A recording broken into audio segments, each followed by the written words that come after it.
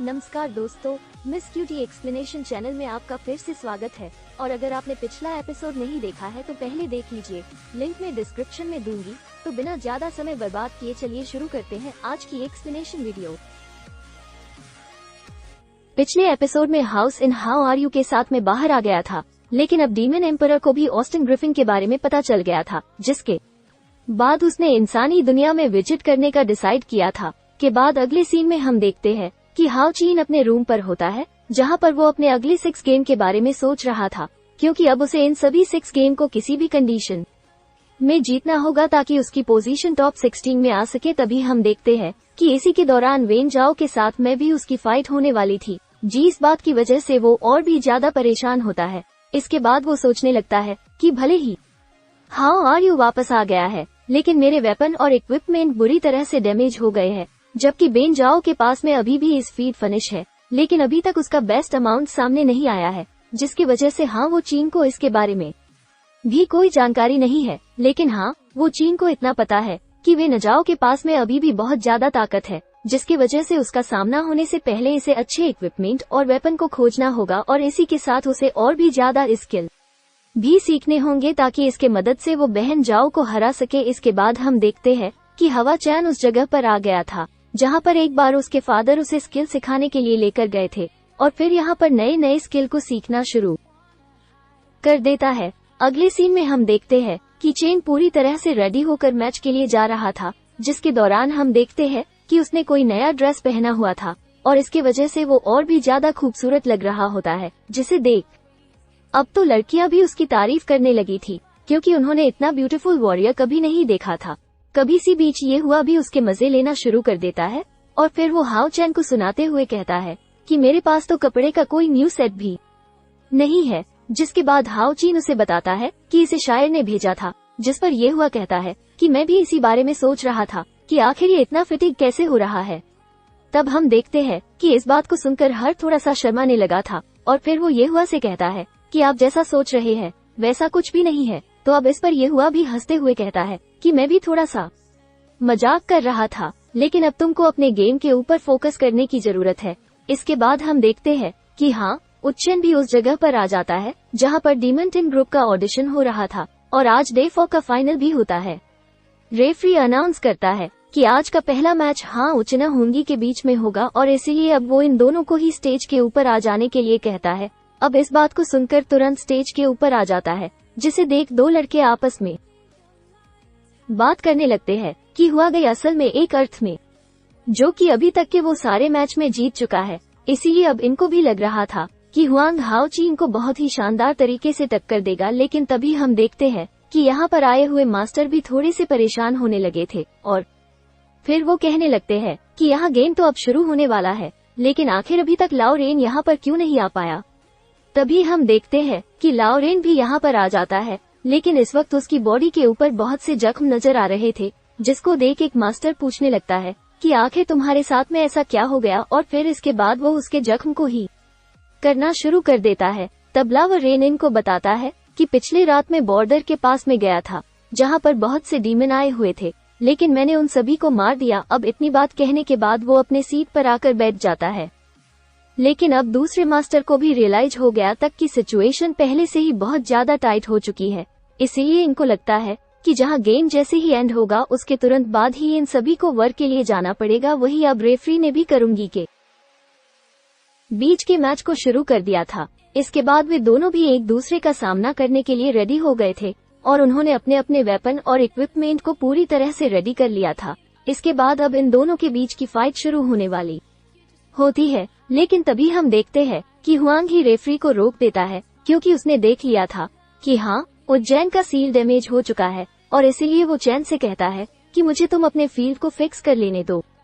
बात को सुनकर रान हो गया था, और तभी रेफरी भी हुआंग इसे कहने लगता है कि जहां डीमन हंट इन ग्रुपो रीजन है, लेकिन क्या इसके बाद भी तुम अपने ओपन के इक्विपमेंट को फिक्स करना चाहते हो। तभी इस बार वांगी कहता है कि हुआंग ने कहा था कि तुम बाहर जाने के बाद किसी का एडवांटेज मत लेना जी। इस बात को सुनकर चैन भी इसे थैंक यू कहता है, और फिर वो होंगी से कहता है कि अगर तुम मेरे डैमेज हो चुके सील को फिक्स करोगे तो अब इसके दौरान तुम्हारी स्पिरिचुअल पावर थोड़ी सी कम हो जाएगी, लेकिन क्या तुम्हें लगता है कि जहाँ चीज तुम्हारे लिए अच्छी होगी तब इस पर से कहता है कि मेरे पास में पहले से ही तुम्हारे से ज्यादा ही रिचुअल पावर है, और इसके अलावा हम तो आर्मी में एक दूसरे के साथ ही भी होंगे, जिसके वजह से हमें एक दूसरे की मदद जरूर करनी चाहिए। तो अभी हम देखते हैं कि रेफरी भी इसके इस बात को सुनकर इम्प्रेस हो गया था, और फिर वो से कहता है कि भले ही आने वाले समय में तुम एक दूसरे के साथ ही रहोगे, लेकिन अभी के लिए तुम एक दूसरे के राइवल हो, इसीलिए अभी तुम्हें इस गेम को शुरू करने में डिले नहीं करना चाहिए, लेकिन इस फाइट के खत्म होने के बाद तुम उसके सील को फिक्स कर सकते हो। अभी इस बात को सुनकर अभी भी इस बात के लिए मान गया था, और फिर वो हाओ चैन से कहता है कि फाइट खत्म होने के बाद मेरे पास तुम जरूर आना। तभी हम देखते हैं कि इस बात को सुनकर एक असैसिन हंसने लगा था, और फिर वो कहने लगता है कि हुआंग तो सच में काफी मूर्ख है, क्योंकि वो तो अपने ही ओपन की इक्विपमेंट को फिक्स करना चाहता है, जिस पर एक दूसरा सेशन कहता है कि जिसके पास में भी ऐसा मैजिशियन टीम मेट के रूप में होगा, उस ग्रुप के लिए काफी अच्छा होगा। इसके बाद वो कहने लगता है कि या तो 5th लेवल वाला मैजिशियन है, जबकि हाओ चीन के पास में तो इस समय कोई यार मर भी नहीं है, जिसके वजह से यहाँ फाइट उसके लिए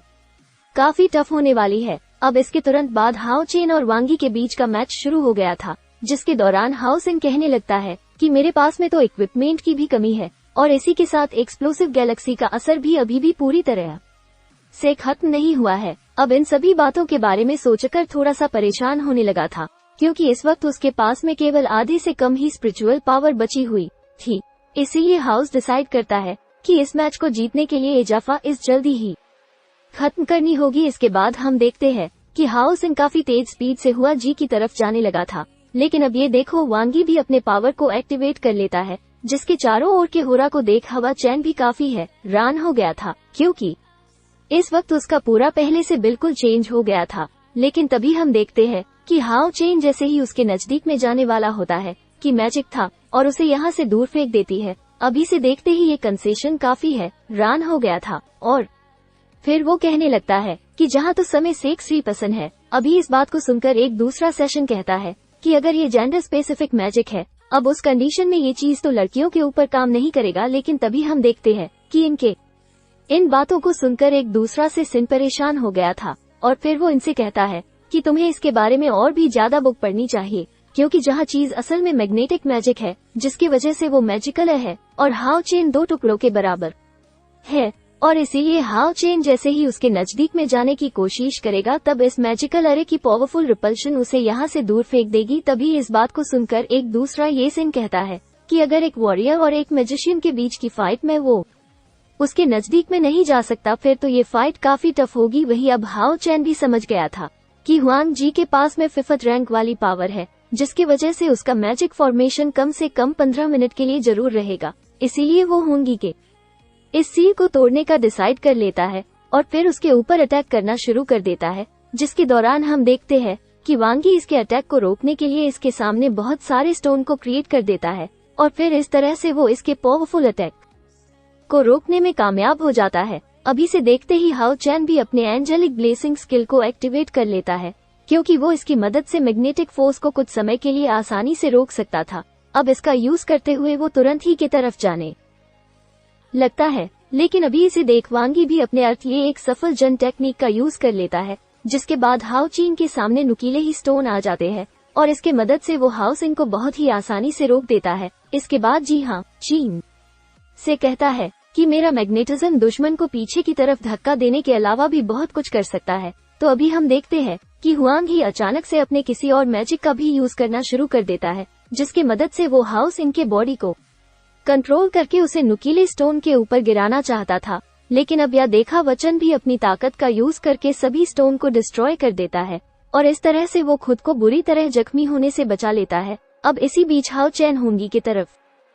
तेजी से बढ़ने लगा था, जिसे देख वांगी तुरंत यहाँ पर नुकीले स्टोन को जेनरेट कर देता है, और इसकी मदद से वो चीन को फिर से जख्मी करने की कोशिश करता है। अब यहाँ देखते ही वो चीन ने भी अपने सील का यूज करना शुरू कर दिया था, और इसकी मदद से वो इस बार भी खुद को जख्मी होने से बचा लेता है। लेकिन अब हो चैन भी हुआंग के फील्ड कंट्रोल एबिलिटी और इस स्पेल कॉम्बिनेशन को देख काफी हैरान हो गया था, और इसके बाद वो भी वांगी के ऊपर गुस्से में अटैक करने के लिए रेडी हो जाता है, जिसे देख अब एक सिन पूरी तरह से हैरान हो गया था, क्योंकि अब हाओ चीन ने अपने लिक्विड स्पिरिचुअल पावर को यूज करने का डिसाइड कर लिया था। अभी प्ले इस रूप को देख वांगी भी काफी हैरान हो गया था, क्योंकि अब हाओ चीन अपने असली पावर का यूज करने वाला था, जिसे देख वांगी कहने लगता है कि हाओ चीन तो सच में लिक्विड स्पिरिचुअल पावर को मास्टर कर लिया है, जिसकी वजह से अब उसे समझ में आ गया था कि जहाँ चीज उसके लिए अच्छी नहीं होने वाली। तभी हवा चेन अचानक से इसके ऊपर अटैक करना शुरू कर देता है, लेकिन इस बार उसने एक साथ में 18 बार अटैक कर दिया था। इसलिए ये देखते ही वांगी भी अपने चारों तरफ कोई सील बनाने की कोशिश करता है, लेकिन असल में इस बार वाला हाउस इनका अटैक बहुत ही ज्यादा पावरफुल था, जिसे देख अभी यहाँ पर मौजूद बाकी लोग भी काफी हैरान हो गए थे। और फिर इसमें से एक आशीष इन सोचने लगता है कि क्या हाओ चेन ने हुआंगियों को हरा दिया, लेकिन तभी हम देखते हैं कि खुद हाओ चेन भी काफी हैरान हो गया था, क्योंकि असल में इसके हर एक अटैक से खुद को बचा लिया था। तभी देखता है कि इसके ऊपर अटैक करने के लिए फिर से रेडी होने लगा है। और इसमें भी सबसे हैरानी वाली बात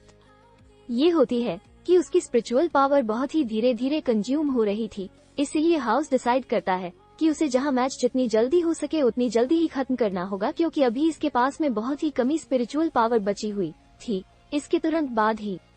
वो अपने होली स्पिरिट फिनिश के पावर का यूज करना भी शुरू कर देता है। और फिर हम देखते हैं कि इसके मदद से उसने हुआंगी को बहुत ही आसानी से पकड़ लिया था। जी इस बात से खुद हुआंग भी काफी हैरान हो गया था। इसी के साथ अब यहाँ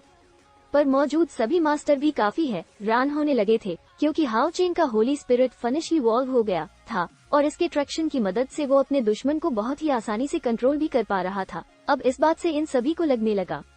था कि वांगी की अब हार होने वाली है, और फिर हो चैन भी इसके ऊपर अटैक करने के लिए चला जाता है। लेकिन तभी हम देखते हैं कि हुआंग भी अपने किसी पावर को एक्टिवेट करना शुरू कर देता है, और फिर हाओ चैन जैसे ही इसके ऊपर अटैक करने वाला था, तभी अचानक से उसके चेस्ट के अंदर से कोई चीज बाहर निकलती है, और इसकी मदद से हुआंग जी ने चेन के अटैक को बहुत ही आसानी से रोक दिया था। और इसी के साथ उसने हाँ चीन के कैद से भी खुद को आजाद करा लिया था। अब इसके बाद हम देखते हैं कि जहाँ पर एक लिटिल एल्फ बाहर आ गया था, जो कि देखने में बहुत ही ज्यादा क्यूट लग रहा था, और असल में वो हुआंगी का मैजिकल बिस्ट होता है। वही दूसरी ओर हाओ चीन इस बार भी हुआंगी का कुछ नहीं कर पाया था, और इस बार भी वो इसको हराने में फेल हो जाता है। इसके बाद लिटिल एल्फ वांगी के कंधे पर आकर बैठ जाता है, लेकिन अब इसे देखते ही हाओ चीन काफी हैरान हो गया था, क्योंकि असल में जहाँ चीजें एलिमेंटल इस फरीद फनेस होती है, क्योंकि अगर स्पीड फनेस हेवन एंड अर्थ का ट्रेलर है, तो अब इस कंडीशन में एलिमेंटल स्पिरिट फनिश को सबसे रियल ट्रेजर माना जाता है, क्योंकि एलिमेंटल रीड फॉर्मर्स महत्व नॉस की पावर आ जाने के बाद वो अपने हुनर को पहचान जाता है। इसी के साथ हमें ये पता चलता है कि उसके बाद से यह चीजें एलिमेंटली स्पिरिट में चेंज हो जाती है। लेकिन इसमें भी सबसे अच्छी बात ये होती है कि ये मैजिक पावर को बढ़ाने के साथ साथ इस स्पिरिचुअल पावर के कंजम्पशन को भी कम कर देता है। अब इस बात की वजह से वो चीन को समझ में आ गया था कि जहाँ लिटिल हेल्प भी काफी पावरफुल है, क्योंकि असल में वो एक तरीके से एक साथ में 2 फिफथ लेवल वाले मैजिशियन से सामना कर रहा था। नहीं, लॉरेन भी इसे देख कहता है कि जाता तो एक एलिमेंटल हेल्प है जो कि इस पूरे लीग में बहुत ही कम है। इसके बाद भी एलिमेंटल हेल्थ को हाओ चीन के ऊपर अटैक करने के लिए भेज देता है, ताकि इसका फायदा उठाकर वो किसी बड़े मूव की तैयारी कर सके। लिटिल हेल्प अचानक से एक अर्थ जॉइंट में बदल जाता है, जिसे देखते ही सभी लोग काफी हैरान हो गए थे, क्योंकि असल में जा चीज लेवल 5 की सबसे ताकतवर अर्थ मैजिक होती है। अब हम देखते हैं कि वांगी अपने मैजिक का यूज करके इस शट जैन को कंट्रोल कर रहा था, और इसके मदद से वो हाउस उनके ऊपर अटैक करना शुरू कर देता है। अब ये देखा वो चुन एक बैरियर को क्रिएट करके खुद को बचाना चाहता था, लेकिन इसके बाद भी अर्थ जॉन्डिस के बैरियर को बहुत ही आसानी से तोड़ देता है। इसके बाद आओ चैन खुद को बचाने के लिए इसके ऊपर अटैक करने लगा था, लेकिन हम देखते हैं कि अर्थ जॉइंट की डिफेंसिव पावर सच में बहुत कमाल की होती है, जिसकी वजह से उसकी इंजरी अपने आप ही हो जा रही थी। इस बात से वो चीन की परेशानी और ज्यादा बढ़ गई थी, क्योंकि वो अपने अटैक से इसको जख्मी भी नहीं कर पा रहा था, जबकि उसकी स्पिरिचुअल पावर अब खत्म होने वाली होती है। इसके बाद वो डिसाइड करता है कि वो वांगी को और किसी स्पेल को यूज करने में कामयाब नहीं होने देगा, क्योंकि अगर ऐसा हुआ तो इस गेम में वो जरूर हार जाएगा। तभी इसी बीच अर्थ जॉइंट फिर से इसके ऊपर अटैक करने के लिए आने लगता है, लेकिन इस बार हाओ चैन इसके अटैक से खुद को बचा लेता है, और फिर सबसे पहले अपने सिद का यूज करके इसके ऊपर अटैक कर देता है, जिसके दौरान हम देखते हैं कि बर्थ जॉइंट भी इंजर्ड होने लगा था, और इसे देख वांगी को इसके बारे में चिंता होने लगी थी। लेकिन अब हम देखते हैं कि टेनिस के ऊपर लगातार अटैक करना शुरू कर देता है, इसलिए अर्थ चाहे तब इसके अटैक को ज्यादा देर के लिए नहीं रोक पाता और फिर वो अपने लिटिल हेल्प के रूप में आ जाता है, जिसके बाद वो उदास होकर वांगी के पास में चला गया था। लेकिन अभी भी हम देखते हैं कि हुआंगी के पास में कोई बहुत ही ताकतवर पावर होती है और इसके बाद वो अपने हवेली के रॉबरी स्किल को एक्टिवेट कर लेता